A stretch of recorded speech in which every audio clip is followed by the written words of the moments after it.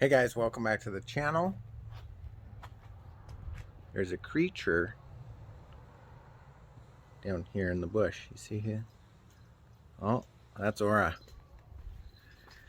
Ah, anyways, shop cat. Today we're going to be working on the Norden, and this is not going to be a huge episode. However, I wanted to include it because some of you guys are complaining that this bracket sits at a funky angle and the bag is too big and all this other nonsense. I scored an XS308 off of eBay, brand new, never used, $100 shipped, and that was an auction that nobody else bid on. So here we are with this. On a side note, if you guys are interested, you can send me a message.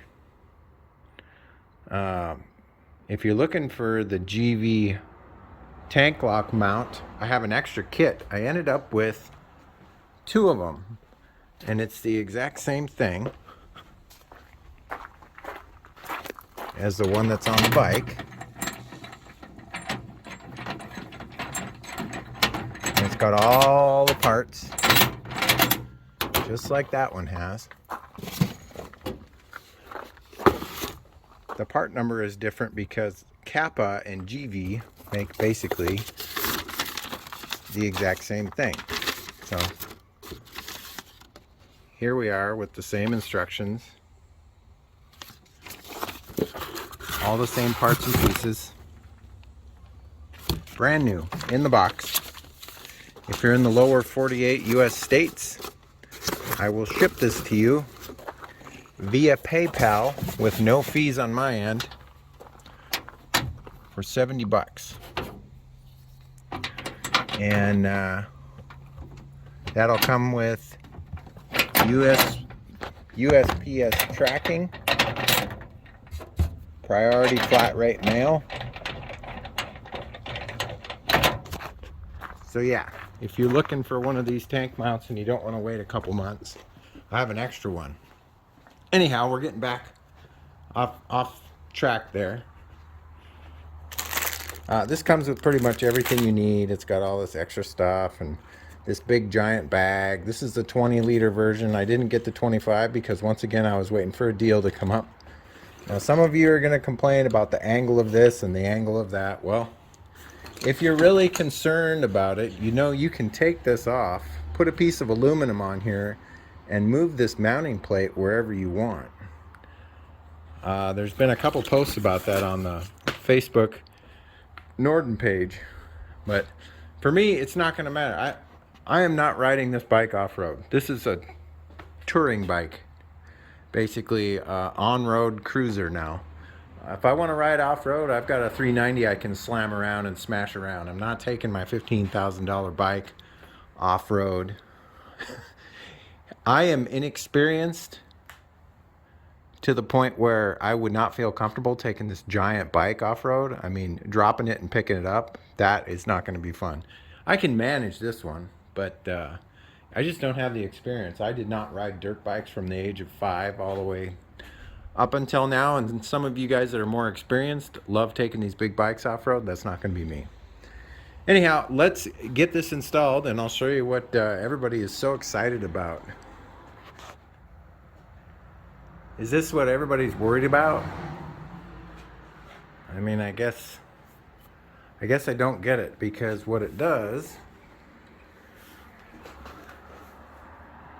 it pretty much provides you a position to relax in. You can lean against it to take the pressure off your back. I guess I just don't understand why everybody's so excited about this. Now, I looked at the design of this.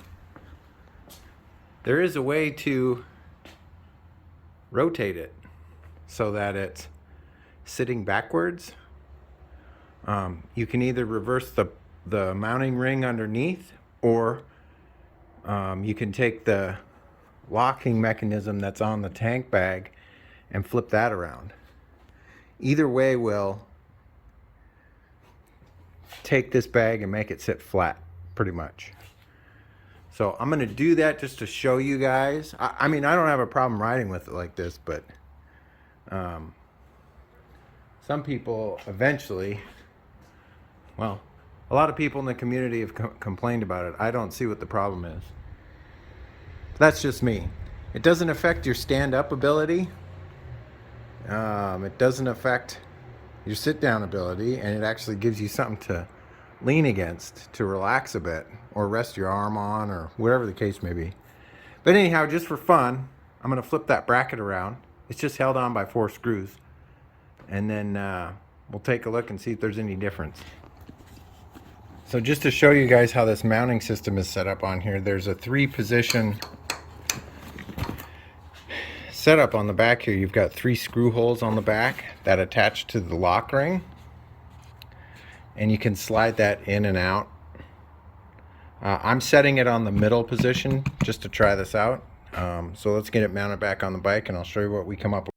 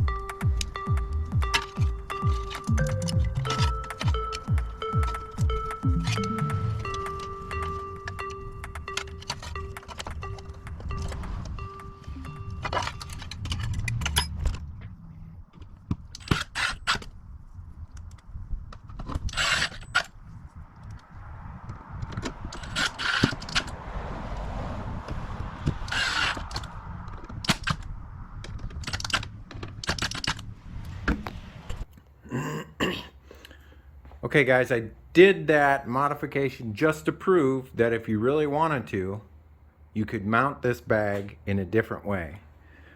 With a piece of 1/8 inch or 3/16 inch aluminum, you can create a bracket that's got a slight bend in it that attaches to the original bag with the original screws, with a little bit of hardware. And I can see why Givi did not decide to mount it like this on the Norden, and it's going to become very obvious right away as I sit here. Here's my view. So we're covering up the TFT now, and if you expand the bag, because this bag does expand, it goes up another 4 inches, you're going to be blocking everything. Now if you don't want to see your TFT and you absolutely have to carry a maximum amount of gear, I suppose it'll work, but I am not riding my bike like this. This is ridiculous. Standing up, you know, it's not in the way as much anymore, but yeah, there's a reason they engineered the tank bag to sit like this on a Norden. It's because the TFT sits so low on it that you'd never be able to see it if you mounted it flat against the tank like this. Now, from the side, is this the ideal position? Sure. But once you're riding the bike, you're going to find out rather quickly that that is just not going to work. So I'm going to go back to, now that I did all that work, I'm going to go back to the way it was originally designed.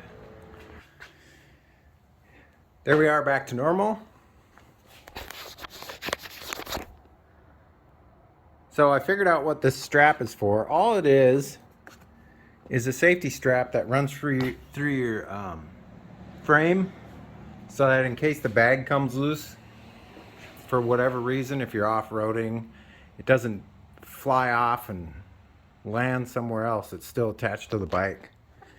I would probably never have a purpose for this, but if you're wondering, that's what it's there for. And I mounted the tablet or map pouch on here.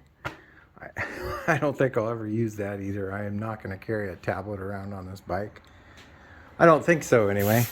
But yeah, that's kind of how it sits on there. I've given you guys, you know, 3 different options there. You can flip the bracket around and mount it in a different position, which would make it more usable for some people.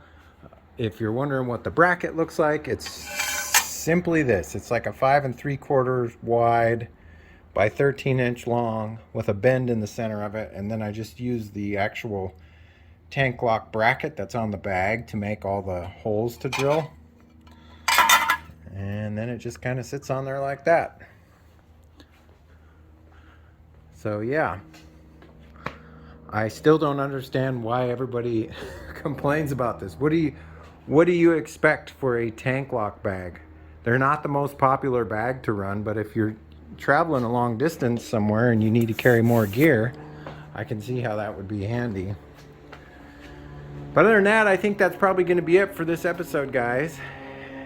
If you like this episode, give me a thumbs up. If you're not subscribed, I'd love to have you as a subscriber. If you're into the LMTV stuff, I've got an upgrade coming for that. 5 or 6 years in the making, because yeah, I'll just have to share that with you when the items for that upgrade come in. There's kind of a long story to it. But other than that, I hope you guys are staying safe, taking care of each other, and as always, I will catch you next time. See you later. Bye-bye.